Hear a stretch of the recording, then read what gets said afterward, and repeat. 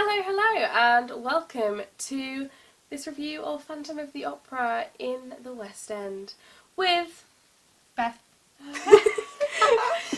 Beth. It is I. Beth. It is I.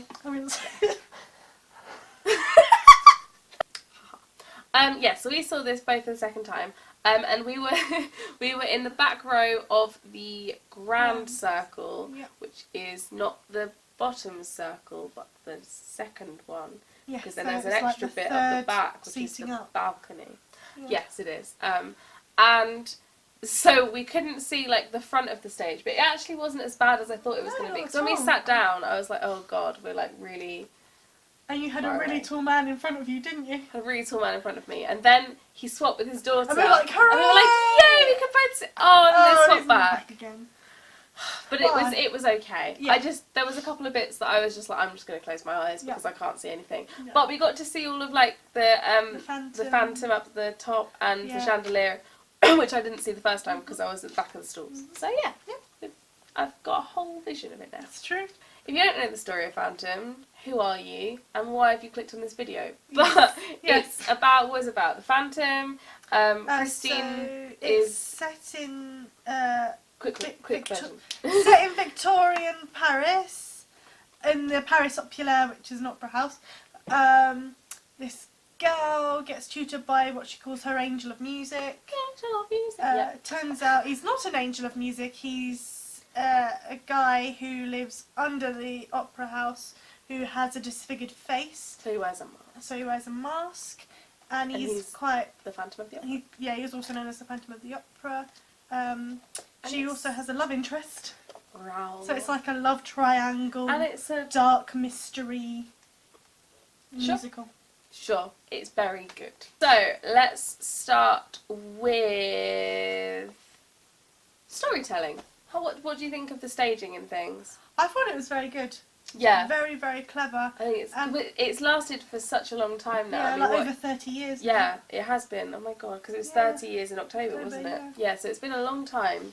And I think that is a testament to the staging and how beautifully it's all put together. They really know how to use still moments and big moments all Even together. the fact of just seeing the Phantom at the very top. Yeah. That was very clever. Yeah, it is, isn't it? And even... and the use of projection of shadows as well. That's very well done. And when he's like... what's the word? Informing the other people through his letters, the way that they stage that is just amazing. Yeah. Music-wise, it's got some real rock elements, which I love. Yes. And the music, because it's like mixes classic opera because it's about an opera house, mixed with kind of the more rockier side of things, and you've got. I'm gonna nerd out for a second. I love especially how Music of the Night and All I Ask of You have are a very similar tune for like the actual singers, but the differences are Music of the Night, Phantom sings it by himself. To Christine, and All I Ask of You, Christine and Rel sing together, which shows the very different relationships that they have. That was my nerd out. I'll take my nerd hat off again now. Actors. What do we think of Phantom? Oh my god. It was a Ben Forster. I'm going to get my cast up. He was amazing as the Phantom. Yes, he was. He was just... he was brilliant. So clever. He really performed it. Like, definitely. Yeah. Like, even just the bits where he's like, when he had like an idea, he really overemphasised he had an idea. Yeah, he did. Because it is slightly melodramatic as a show. And you need to, obviously, so then the audience understands. Also, he did it all with his voice, because obviously with the Phantom you can't see half his face. Yes. So he can't use facial expressions in the same way. No. But I think he did an incredible job. Amazing job, yeah. Yeah. So then we didn't have Celinda Schoonmaker as Christine. We had Harriet Jones. What did we think of Harriet Jones? I enjoyed her. Yeah, she was okay. I feel like she was just okay. I didn't love her. I felt like it was more that she had a good voice. Yeah, it didn't feel like she was acting a lot. No, it didn't at all. I was a bit like, oh, okay. Like Wishing You Were Somehow Here Again, which is her massive solo about losing her father and how that's really sad. I didn't feel it. I wanted No, to not feel at all. it and I didn't. I did feel that she was a bit too young. Yeah, I in think a that's sort of probably sense. true. Yeah, she was okay. Yeah, she she just was good. wasn't fantastic. Yes, she wasn't our Christine, I suppose you could say. Yeah. What about Raoul? Oh, he's amazing. He was brilliant, wasn't he? He We had was amazing. Nadim Naman. He did a very, very good job. I thought the final scene, I feel like Raoul and Phantom lifted Christine in the final scene. Definitely, they bounce off each other They so were well. incredible together, weren't they? It was brilliant. It was. Oh, I could go back and watch it again. Yeah, I could just watch that scene. Literally. Just over and over, and I would be an emotional wreck, but I would love it. Yeah. Were there any other characters that stood out to you, good or bad? I feel like I don't want to just like nitpick bad things, but Madame Giry was Madame Giry. It was really odd. It was, wasn't it? It was like, I don't know. She was just very. Again, I felt like she was too young. Yeah. Oh yeah. Which is a weird. I said to you, didn't I, in the interval? I was like, she seems young. Yeah. It was just a bit like and, over the top and like this. And like when she's trying to be forceful, she didn't feel like she was being forceful. No, she didn't. You're right. Yeah. Yeah, no, I wasn't the hugest fan of her. Again, she was alright, she just wasn't fantastic. And when you've got some incredible actors in the show, which you do, it just needs to be a bit more. Carlotta, I thought, was brilliant. Carlotta was amazing. She was very different. I think she was the slimmest Carlotta I've ever seen. Definitely. But she did a brilliant job, regardless. And, what's her partner's name in it? Piange. That's it. I couldn't understand anything he was saying. That was like, obviously the obvious bits were the home. Yeah, we got that bit, but like, I think past Rome, I didn't hear anything he said for the whole show. Hear properly what he said. But coming on to that, I'm not necessarily sure that was his fault. No, I don't think it was. There was some serious mic problems. Yeah, it was a lot. What didn't you think? It just the singing was just ever so slightly too quiet. Except for Raoul, he overpowered everyone. He didn't did. He? Apart from there were moments that it was turned down. It was really strange. It was odd. It was just like it was turned down to 9.5 instead of 10. Yeah. It was ever so slightly off to me. It was very, very strange.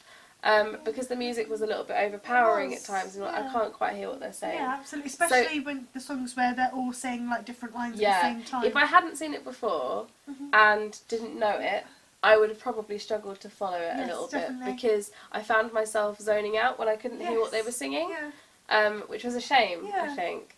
And I feel like, I actually don't feel like the rest of the audience necessarily felt that way, because they were very responsive. However, maybe they did, because that's the only time I've seen one of the massive shows, like Wicked, Les Mis, Phantom, etc., where the audience hasn't stood up on a Saturday night. Yes, so I wonder if possibly the rest of the audience did notice, and that's why they didn't stand up. Because usually there's an ovation on a Saturday night. So, don't know. It was odd. It was odd. Their costumes are... Do you have a favourite costume? My favourite... I really like the blue dress that she wears. Yeah, that's for the rehearsal, isn't it? Yes, and the Wishing You Were Somehow Again, when she puts on the cape as well. I want a cape. I've got a cape. You've got a cape. You should try on my cape. Oh my god, yes. We'll do that. Yes. Anyway, I think I have two favourite costumes. The first is I absolutely adore both Meg's, actually, interestingly. The first is Meg's masquerade costume. Oh, that's good. I really like it. The camera cut out, but I said she's dressed in a man-esque way. This is not one of the main characters, but I also like the costume in Masquerade where the guys wear it and he's like half man, half woman. Yes, I like that one as well. I didn't really notice that one this time. And the monkey? Yeah, the monkey's great. The monkey's great. Yeah. And also Meg's final costume. Yes. Because it reminds me a lot of Fiyero in As Long As You're Mine. Yes, absolutely. And the thing about that costume I really like. I like her waistcoat a lot. Yes. Although I still don't understand that. No, it's like a really odd ending, isn't it? It's very strange. It's literally just her holding the Phantom's mask and looking out into the audience. Spoilers? No, that's fair. It's not really a spoiler to the story, Leslie. You mean like his magic?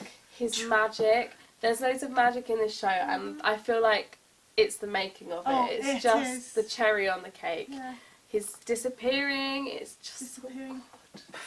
It's so good. It's so good. And the chair thing where it's like, where did he go? Yeah. Yeah, it's so good. It literally is where the hell's he gone? The thing that has just popped into my head that we probably should talk about if we're going to get all deep on this, themes. It's really odd to me because the first time I saw it, I was like, oh, I love the Phantom and I love Raoul. And when I watched the film for the first time, I was like, oh, I love them both. They're great. And this time I was watching it and I couldn't detach myself from the fact that he's ropey. He is, yes. And because you said to me, who do you like more? And I was like, Raoul, because he's nice and he's not creepy. He's not creepy, no. Yeah. I just feel like it's so odd to me that I love a musical so much, which is essentially about a man. There's two songs in this show that should never be acceptable, and yet they are because it's such a well-told story. It's very clever. Yeah, very because clever. he never had anyone to bring him up, so he doesn't know that something's wrong. Yeah. And that's really interesting. And also the world treated him so badly, so he's kind of developed a bitter reaction. Yeah. But I feel like Music of the Night, even though it's like romantic and blah blah blah, everyone's favourite song, which it is, but when he's singing it to her, she faints and he puts her to bed, and then if you've seen Love Never Dies, you'll know more happens there. But like, it's the fact that he's singing about the music of the night, which we all know to be sex, and it's uncomfortable. It is, also, but it's not, because you kind of just accept it as part of the story. It's like a dark undertone, isn't it? Yeah, and my favourite, and okay, because I'm going to get my nerd hat back on again, is, I was telling you the other day about when, in Music of the Night at the end, it's one of my favourite pieces of music written ever, because he's singing his beautiful note and it's holding and the music's playing, and then it goes to a minor tone and it just reminds the audience that that was very romantic, but actually he is a terrible person who murders people. He's the bad guy, guys. Yeah, he is, and you suddenly remember that again, and then it just goes back to a nice finish, and you're like, oh yeah, okay. And the other song, which is actually my favourite song, but it is a complete rape song, is Point of No Return. Oh, I love that song. It's brilliant, but it's literally about how you can't go back now. You have to go all the way. Yeah. Which is really... Yes. I don't think I have a favourite song just because I loved it all too much. Yeah, it's all brilliant. But I just think it's interesting.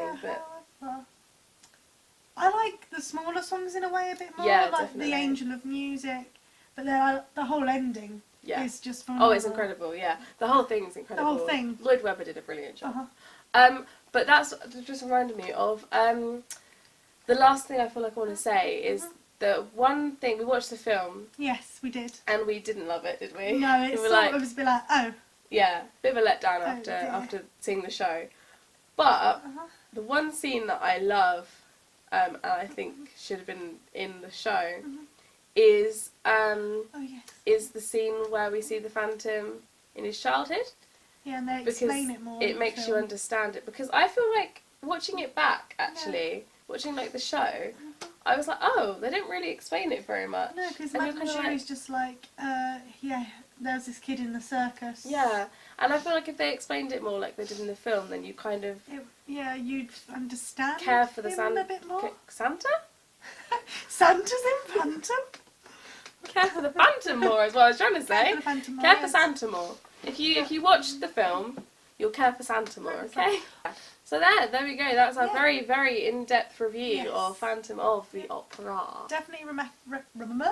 Definitely recommend it to anyone who hasn't seen it. Yes.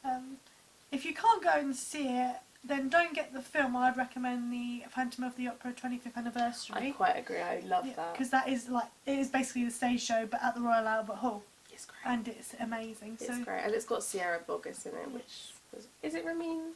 Yes. As well. I'm not gonna try. I love him, but I can't say his name. I'm not even gonna try. No. I just know it's not Karimlu because he gets angry when people say that.